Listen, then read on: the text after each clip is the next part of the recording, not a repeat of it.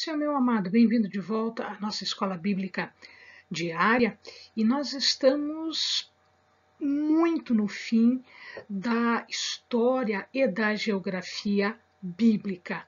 Então, nós já estamos falando dos últimos acontecimentos antes do Novo Testamento. Pega a sua Bíblia, pega seu caderno de estudos, ora ao Senhor, pede a Ele discernimento, entendimento, conhecimento, sabedoria. Pede a Ele proteção para que nós possamos desvendar dos seus mistérios. Muito bem, então nós estamos vendo a sucessão dos reinos antes de finalizarmos o Velho Testamento. Então nós já vimos o Medo-Persa, nós já vimos o retorno dos judeus, nós já vimos o domínio grego e agora nós estamos tratando do final da herança do domínio grego. Então, vamos a eles.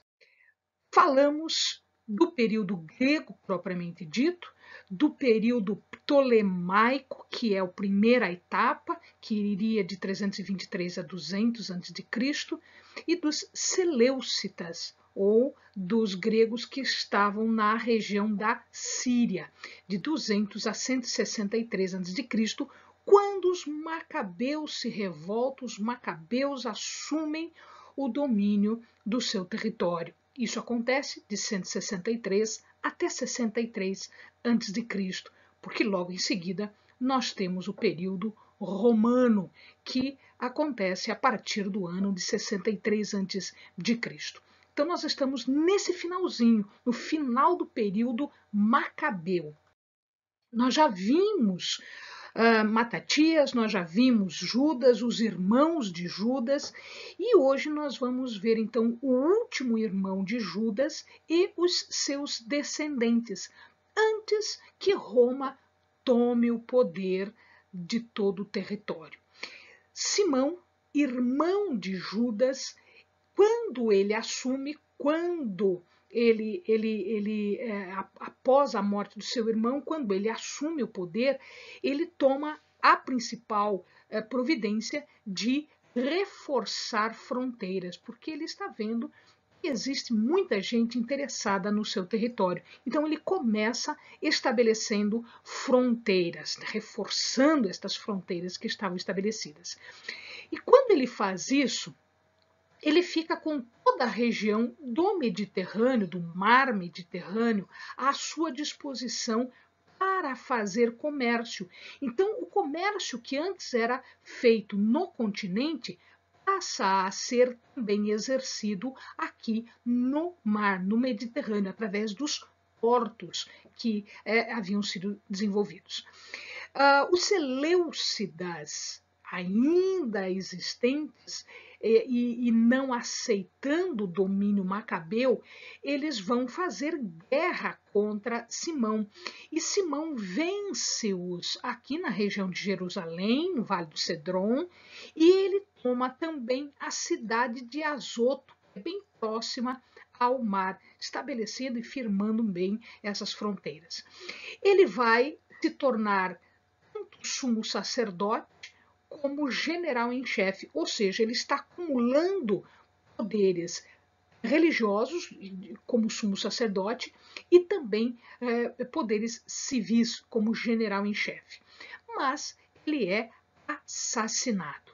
Aqui os amados estão vendo, né, um desenho, um esquema de todos os muros que haviam sido reforçados, haviam sido refeitos para a proteção de Jerusalém. Quando ele morre, o seu filho, João Hircano, assume o poder.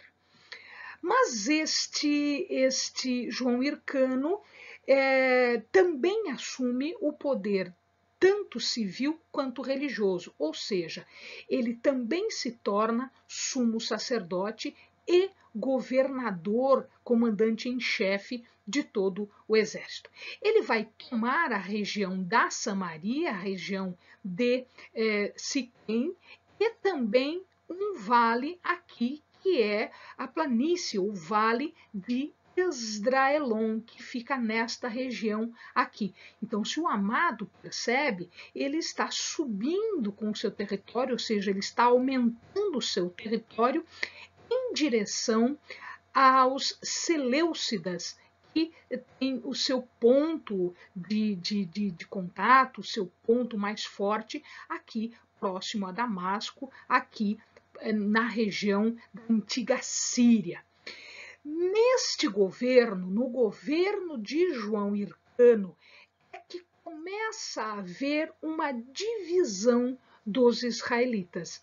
Começa a haver uma formação de duas facções, de dois grupos religiosos super importantes que vão ser mencionados por Jesus um pouquinho mais para frente, que é o grupo dos fariseus e o grupo dos saduceus. Se o amado buscar, ali no nosso canal tem um vídeo específico falando quem eram os fariseus, quem eram os saduceus, quais as características de um e de outros. Então, os amados podem buscar ali, que tem detalhes que nós não podemos falar agora por causa do tempo, mas que o amado pode buscar num outro vídeo que já está disponível para o amado. Muito bem.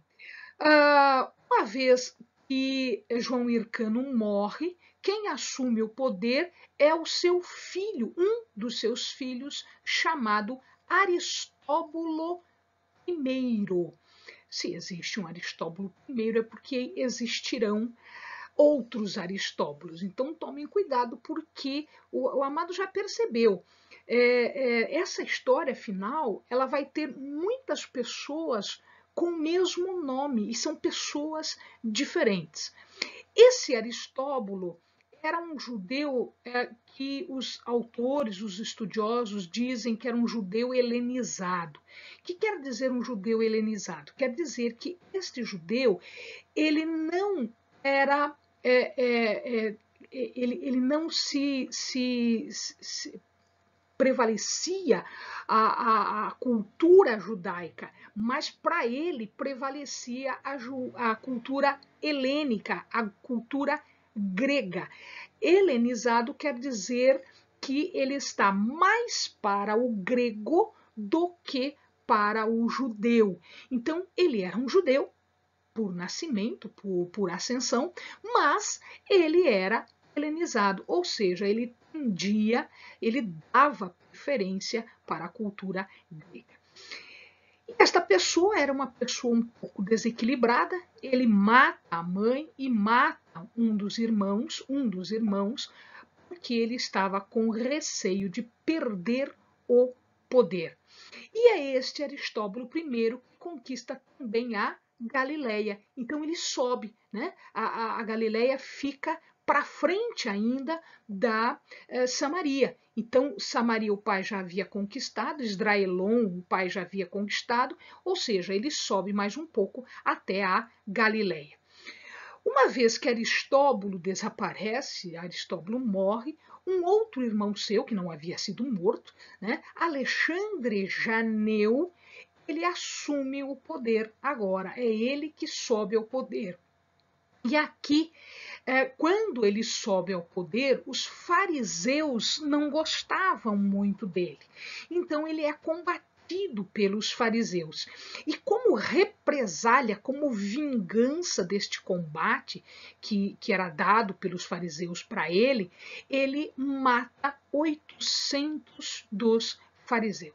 800 pessoas que eram desse grupo dos fariseus são mortos por Alexandre Janeu. Alexandre Janeu conquista um território bastante grande, né? A sua fronteira, quando ele morre, ele deixa a fronteira do Estado, né? Ali do povo, desde o Monte Carmelo até praticamente o Egito. Claro que não o Egito, mas na fronteira do Egito. Então, ele expande bastante as fronteiras. Então, nessa época, não há muito combate em relação à conquista de terras por parte dos gregos, dos Seleucidas. Tá? Finalmente, quando ele morre, ele não deixa o poder para os seus filhos. Ele deixa o poder para a sua mulher. É a segunda mulher na história que governa o território de Israel. É a segunda mulher na história que governa esse território. Ela tem 2 filhos com Alexandre Janeu, um filho mais novo chamado Aristóbulo, tá? Então cuidado que é outro Aristóbulo, e um outro filho chamado Hircano.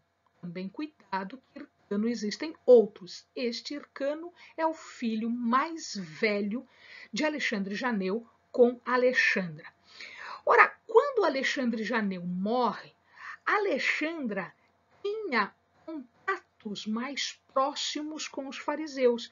E ela, querendo remediar a situação que o seu marido, né, vingou-se, matando os fariseus, ela coloca os fariseus no governo.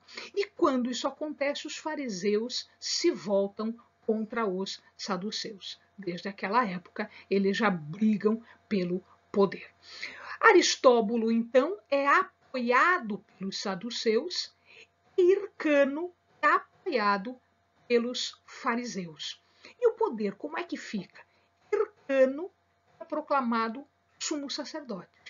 E Aristóbulo sobe ao poder, ele é feito governador, agora com o nome de Aristóbulo II. Nesta época, nem tudo são flores. Apesar da briga entre os irmãos, eles estavam mantendo o poder entre os descendentes hebreus.